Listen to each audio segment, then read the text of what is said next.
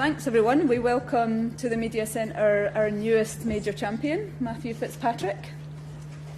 Matt, you're back here at the Scottish Open, obviously with a bit of a spring in your step after that fantastic victory over in Boston. But this year, this is a tournament where you had a near miss quite recently. How would you like to rectify that this year? Yeah, of course. Just want to, for me, kind of just want to get back to routine, get back to playing regular golf again, and this is a great week to do it. Obviously, such a strong field, and like I say, a golf course I've played well around before. So looking forward to getting the week underway. Nice, and it's a big couple of weeks in Scotland. Another major on the horizon. Looking forward to that in St Andrews next week. Yeah, I've never played an Open Championship at St Andrews, so I've only ever played the Dunhill there. So I'm going to be interested to see how the setup is. Very different, I'm sure. I've heard that it's sort of pretty firm already, which is good. But yeah, I guess I'm just going to be interested to see how different it is. Great. Okay, we will go to the floor for questions. First to Phil here, over on the left. Hi Matt. Can you just give us a sense of what you've been up to since Boston? How mad has it been? How busy have you been? Has it been difficult to sort of get away from it all? Yeah, it has really. I mean, it's just been. It's not like waking up every morning and you've got media or things to do every day. It's just I don't know. I feel like I've just not really had a time to kind of sit down and do nothing. I had 3 days at the back end of the first week after where I kind of had that. But since then it's just been a lot of stuff going on, and just feel like I've been in the car a lot, driving places and flying as well. So it's just been busy with all sorts of stuff. So I'm ready to get back into regular scheduling. And when we spoke to you on the Tuesday afternoon, I think it was, you mentioned that you were going to speak to other major winners to get a bit of advice, possibly. Have you had a chance to do that yet? No, not at all. I had the tiniest conversation with Danny Willett on Monday night, but that was kind of just a quick thing, trying to organise something down the line, really. But I'll get round to it.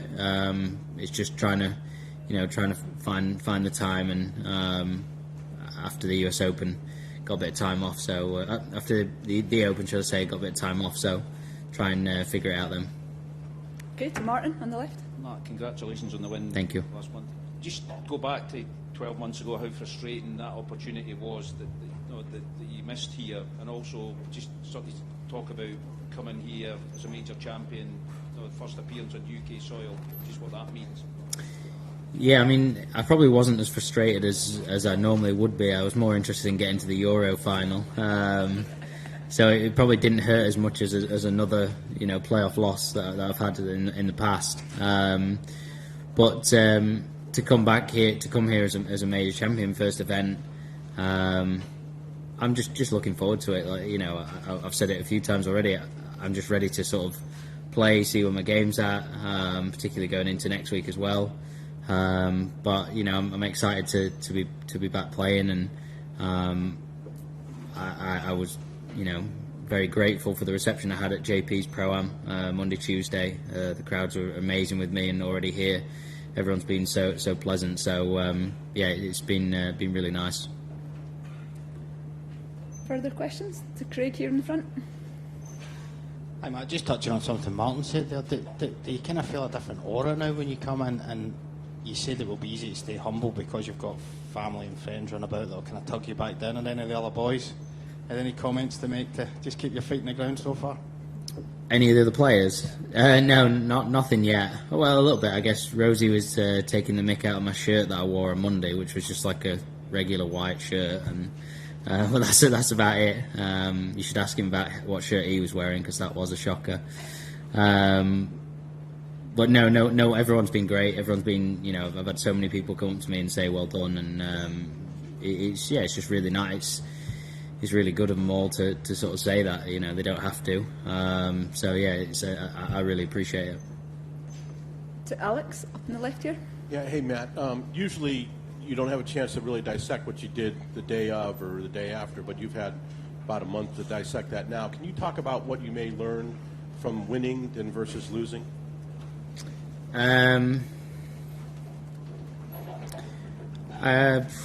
mean, I've not really had a chance to really think about it yet, I would say, but I think for me, it showed that my game's good enough, long game wise. I didn't really put that well for the whole week either, which is obviously is a positive, really. I know when I played here last year, for example, I put it incredibly well. If I'd have put that performance together at the US Open, it would have been even better. So I just think probably just the big thing is just it proved to myself that I can do it, that I can win a major, and particularly how far my games come on this year compared to previous years, and just it's just kind of more the proof that I've had the belief in myself that I can do it, and I've looked at events that I've won before where I've had the lead and I've held the lead, and it's a position I feel comfortable with, and to do it in a major, obviously, just again prove the belief within myself. I guess the other question is, since you just talked about your putting, how important is it to know that you don't have to be perfect to win a major? Yeah, it's huge. Yeah, it's huge. I think probably certainly early in my career to win a golf tournament, I had this image in my head: you've got to hit every green and make all the putts, and everything's got to go smoothly. But realistically, there's some bad holes in there. Everyone makes bogeys. Everyone makes birdies. It's about just having the patience to just keep trying to hit the good shots and play smart, and take your chances and take your breaks when you get them. So. To Doug in the centre here. Man, I'm not even sure if the USGA does this, as some majors do, but they'll often ask a champion to give one club. They do, yeah. They do. Yeah. Have you figured out which one it's going to be? They going to be the real one. They asked for my 9-iron, yeah. So when I'm done with the set, they said they want that 9-iron. So, yeah. Come down here to Bernie and just get Mike down. The US Open trophy, what substances have you had in the trophy? Nothing. No? Yeah, no, nothing yet. No. Have you been tempted at all or not? No, I've just not really. I'm not really a drinker as it is, and I've just not. I've not had chance really to sort of celebrate with people around me, and Sunday night was just all. It was just crazy busy, and then Monday, I kind of wanted to be in some form of shape going to the media on Tuesday, so no, I'll get round to it, but yeah, not Where to. you got it in the house at the moment? It's at home. Yeah, I'm not going to reveal where, just in case people, see this. And just in the centre here, Matt. Are you being recognised more now you're back in England, or are you still under the radar in Sheffield? Yeah, no one said a word to me in Sheffield. Yeah, I've nothing in Sheffield, and nothing anywhere really. The only place that it's happened is, it was a big giveaway. I was stood there with a big trophy, but it was New York. But even a couple of times at dinner without it, a few people recognised me. So yeah, that was a little strange. And you got your utilities switched back on in the flat. Yeah, I do. Yeah. Everything. Well, I don't know. My parents could have switched it off while I'm away for these 2 weeks, to be fair. So. Lastly, you've talked about feeling kind of invincible when now you've won a major. Is that the kind of boost you get when you've won an event like that? Yeah, definitely. You don't feel like you can miss a golf shot. I sort of brought back down to earth on Monday after shooting 78 or whatever I shot at JP's Pro-Am.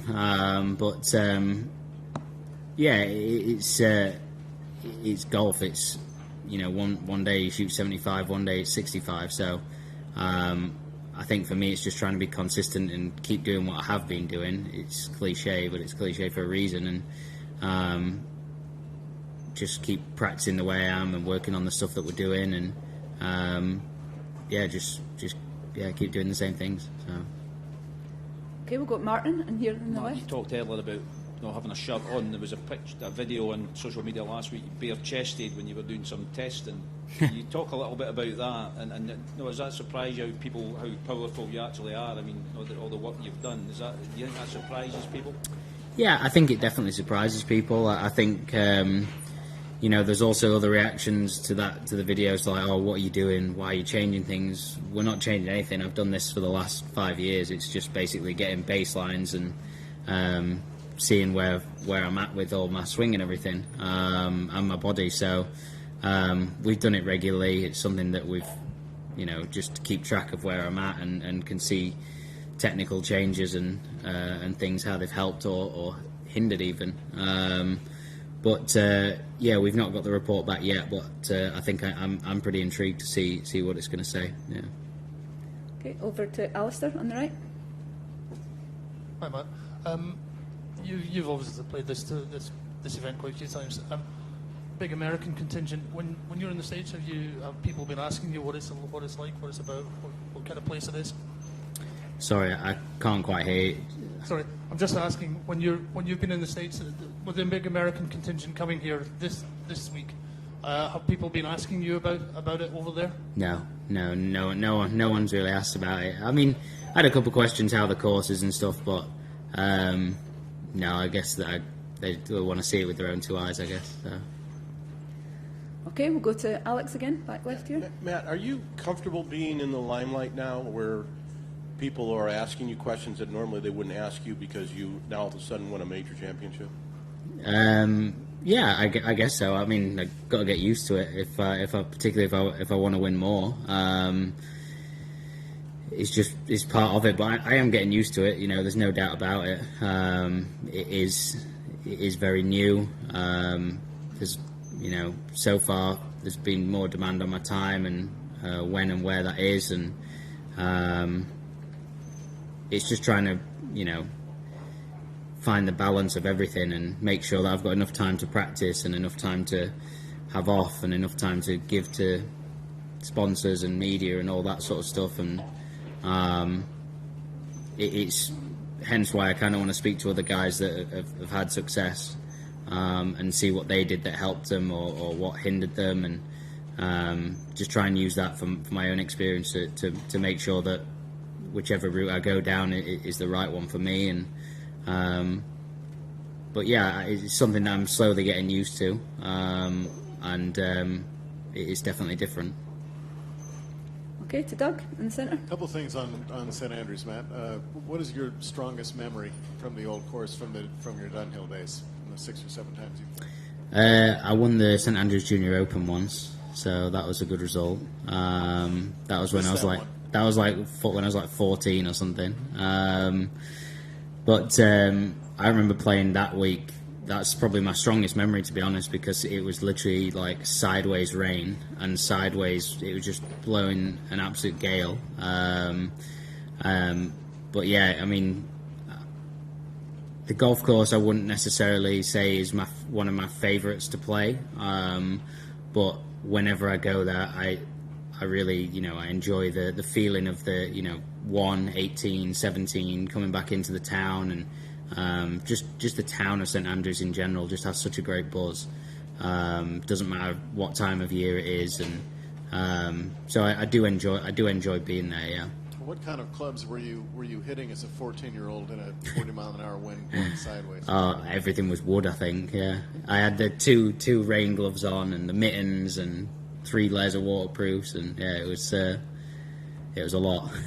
Right, and then lastly, considering how much, scoring's been coming down in golf for 100 years, but it seems like over the last, probably 10 years, we're starting to see lower and lower and lower. What do you think happens, or what do you think the reaction would be if we get one of those fairly calm weeks at St Andrews? How low can this class of players go?